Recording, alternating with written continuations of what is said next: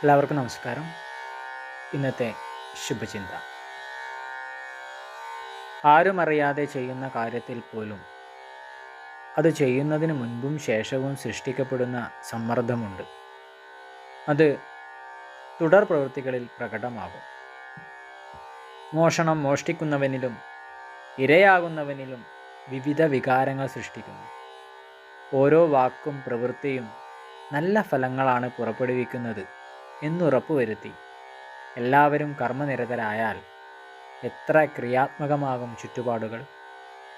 ന്യായീകരണ വാചകങ്ങൾ കൊണ്ട് പരിഹരിക്കാനാകാത്ത എത്ര നഷ്ടങ്ങൾ ഓരോ ജീവിതത്തിലും സംഭവിക്കുന്നുണ്ടാകാം.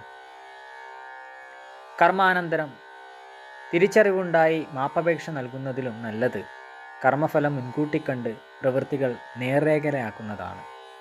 എല്ലാവർക്കും നന്മകൾ ഉണ്ടാകട്ടെ. എല്ലാവർക്കും ജീവിത വിജയം ഉണ്ടാകട്ടെ. നന്ദി, നമസ്കാരം.